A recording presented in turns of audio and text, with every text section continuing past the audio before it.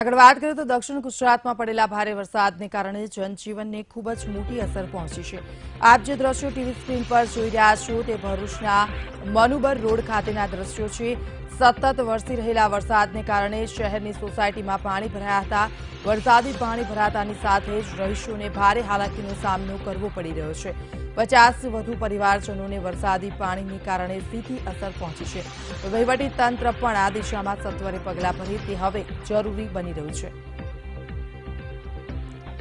ભારે વરસાદને કારણે જે રીતે રહીશો હાલાકીનો સામનો કરી રહ્યા છે, લોકોના મકાનોને વિસ્તારમાં જે રીતે પાણી ઘૂસી જવાને કારણે સૌથી મોટું નુકસાન સાધન સામગ્રીને થયું છે।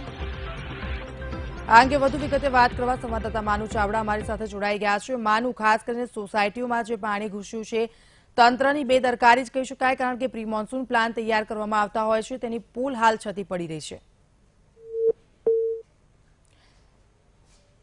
તો 50થી વધુ પરિવારજનોને અસર પહોંચી છે। ખાસ કરીને મનુબર રોડના દ્રશ્યો આપને બતાવવા જઈ રહ્યા છે। વરસાદી માહોલ સર્જાયો હતો।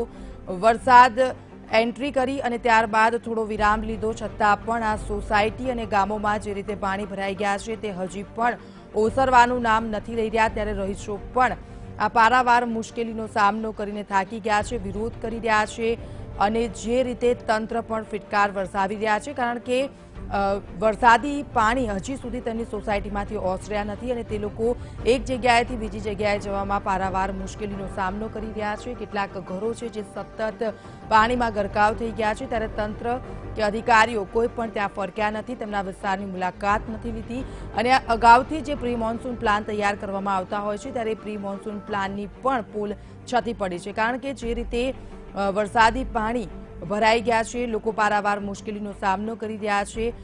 વાહન ચાલકોને ખાસ કરીને મુશ્કેલી પડી રહી છે કે જે પ્રમાણે એક જગ્યાએથી બીજી જગ્યાએ જવામાં પાણી જે ઘૂંટણસોમાં ભરાઈ ગયા છે તેને કારણે મુશ્કેલી સર્જાઈ રહી છે।